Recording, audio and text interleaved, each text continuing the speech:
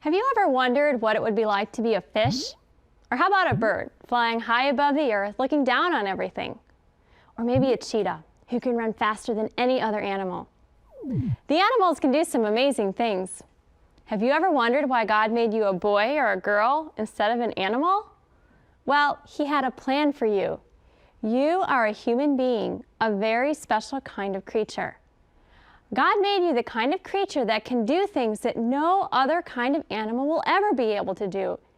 And He made you this way so that you can come to know Him, love Him, and serve Him, and be truly happy with Him forever in heaven. Welcome to Truth in the Heart. My name is Sister Mary David, and I'm a Dominican Sister of Mary, Mother of the Eucharist from Ann Arbor, Michigan. This year on Truth in the Heart, our mission will be to find out what Jesus said about how we can be happy. Today, we'll begin by talking about you and me and all the people in the world. There are some things that make us human beings extra special, more special than trees or birds, flowers or rocks, cows or gorillas. Are you still wondering what it is that makes us human beings different from all the other creatures on earth? Why don't we begin with a few questions? Let's open to the first book of the Bible. Let's see. Do you know what it's called? Is it Genesis? You are correct. And in Genesis, we read about God creating all the creatures of the world. What we're going to look for is the creation of human beings. We want to see if there is anything special about it. Let's see. Here it is. Genesis chapter 1, verses 26 to 27. Then God said, "Let us make man in our image, after our likeness." So God created man in His own image. In the image of God, He created him. Male and female, He created them. Did you hear that? God made us to be like Himself. We know we are not God. God doesn't get sick or get in trouble like we do. He's all-powerful and all good, and yet we are like Him. God Himself said so. Our job now is to find out how we are like God. I'm going to ask you to use some of your best thinking and remembering. I want you to think about the world and all the things you've seen. Have you ever seen stars at night? Have you noticed earthworms? Have you ever seen a cactus, a huge mountain, or a yard full of dark green grass? God created all these things, and yet they can't do some of the things that we humans can do. To start with, they can't think. Can you even imagine a plant wondering what will happen tomorrow? But do you ever think about tomorrow? Do you wonder what will happen on your next birthday? Or maybe how you'll do on your spelling test tomorrow? We humans have the power to think about things. We can think, but plants and rocks can't.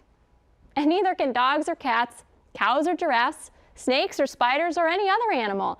It might seem like your dog thinks and is smart. That's because God made animals with a certain ability to do what dogs are supposed to do. We call this instinct. They know to go to their food bowl for dinner and to run away from the bigger dog next door. This helps them survive.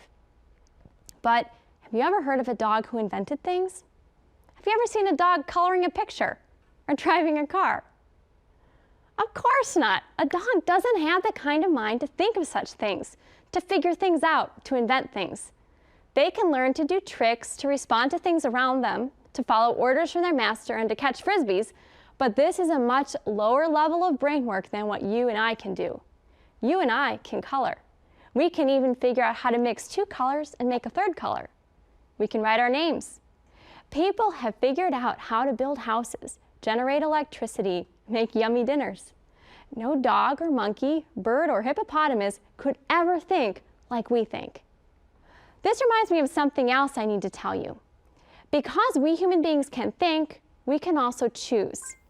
We'll hear more about that after a short break. Stay tuned. We'll be right back.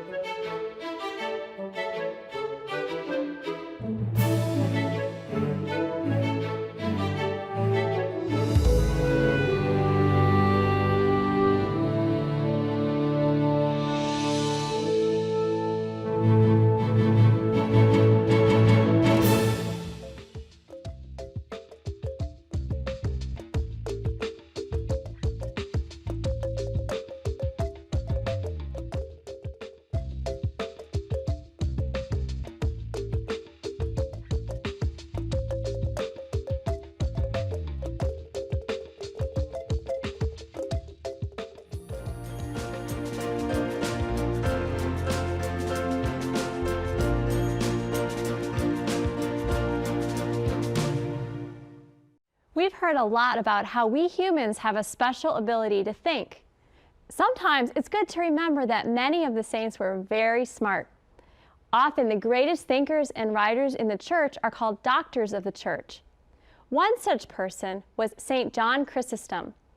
He lived in what is now Turkey. His mother taught him from an early age, and then he studied hard under his teachers.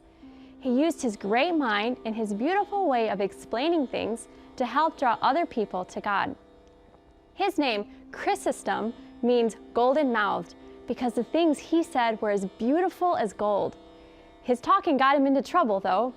On more than one occasion, he reminded people of what God expected of them. But some people did not want to hear it. They ran him out of town, even though he was already the patriarch or bishop of Constantinople. They did not want him around. Still, he never gave up telling people the true things about God. Today, over 1,000 years later, we still read his writings to learn more about God.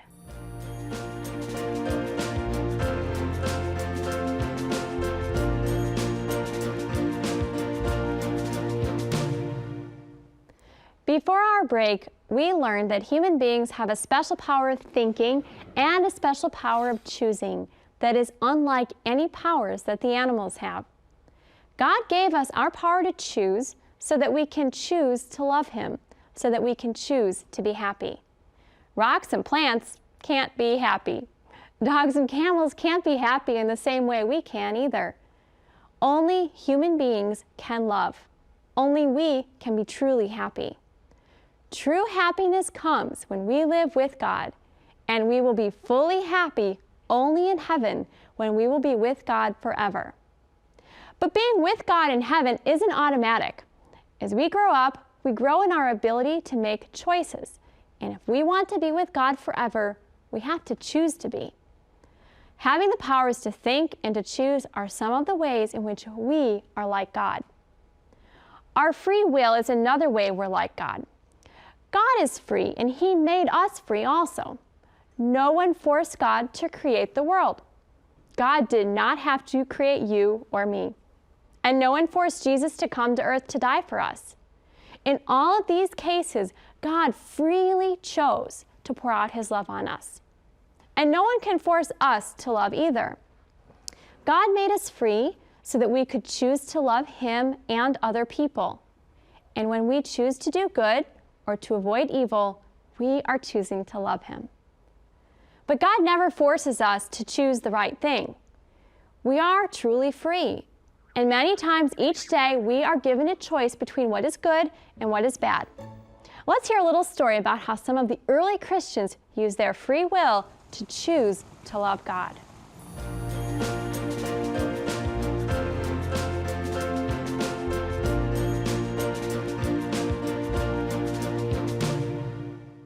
The apostles lived with Jesus while He was on earth. After His resurrection and ascension, they began telling everyone about Him. Some of the religious leaders at the time were unhappy about this, so they arrested two of them, St. Peter and St. John. They commanded these apostles not to speak or teach about Jesus anymore. Then they released them. And do you think you know what Peter and John did? Well, they immediately began praising God, and then they continued telling people about Jesus. Now the leaders were really angry, so angry that they wanted to kill them. They had them arrested again and said, "We strictly charged you not to teach in this name, yet here you have filled Jerusalem with your teaching." Then the apostles made it clear that they had chosen to follow God. They said, "We must obey God rather than men." The leaders were not happy. Now this is where the apostles' free will came in again. They could do one of two things. They could either stop talking and keep themselves safe, or they could continue telling people about Jesus, even though this also meant risking their lives. They didn't have to do either one. They thought about what they should do, and then they chose one thing to do. A dog or a cat could never do such a thing. Animals instinctively get out of danger. People, though, can choose to do the dangerous thing if they know it's the right thing. And we know what Peter and John did. They continued to preach about Jesus and His resurrection.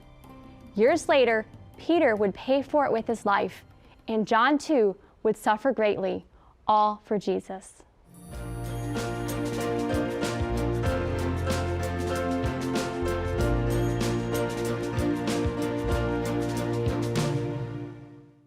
That is a great story. But what about you? Do you have the chance to do things like that? You sure do. You might not get arrested or risk your life, but many times each day you have the same opportunity that the apostles had. You have the chance to think and to choose what to do. Here's an example. Let's think about dinner time. You've come home from a long day at school and you feel like it's finally time to relax. You begin to play your favorite video game and are having a great time. And then mom calls, "Come to the table, everyone, dinner's ready." Well, what do? You have a choice. You could say, "Coming," and then go immediately to the kitchen. Or maybe you could say, "Coming," and then get one more play in on your game. In just a minute or two, you will be downstairs, even though that means that everyone is waiting for you. Or you could just pretend you didn't hear your mother and keep doing what you were doing before she called. You have a choice. And what's more, you are responsible for your choice. If you do the right thing, no one else takes the credit. And if you do the wrong thing, you can't blame anyone else. It's up to you. God gave you the ability to think and to choose. And you have the choice to obey quickly or to disobey. So what do? I hope you choose to obey and to come quickly, but I can't force you, and neither can Mom. And guess what? God doesn't force you either. He gave you free will, and He lets you choose. But I will tell you this, the more often you choose to do the right thing, the freer you are. It becomes actually easier to do the good thing than the bad thing. If you choose the bad thing, though, you've used your free will badly. If you do this a lot, it becomes harder and harder to do the right thing. You might even start to feel a little trapped, like your free will isn't really that free anymore. God gave you free will, and He gave it to you so that you could choose Him. And only when you do will you find true and everlasting happiness. It's important to remember that we are responsible for our free actions. Dogs and cats aren't responsible for their actions. We can make choices. They can't. For example, if your dog doesn't come when you call her, you might say, "Bad dog," and then go get her. But you wouldn't ground her for disobeying you. Animals aren't responsible for their actions like you and I are. Here's another example. If a man gets into a fist fight and hurts somebody, he may be arrested. He would have to go to court and tell what happened, what he did and why, and then he would receive a punishment. That's because he's responsible for what he does. No one made him punch anyone. He chose to do it. But if your dog bit someone, the dog wouldn't get arrested. We wouldn't sit him down and ask him what happened and why he did it. The dog's not responsible for his actions. He didn't choose to bite someone. Either he was sick or he was responding to what seemed like danger.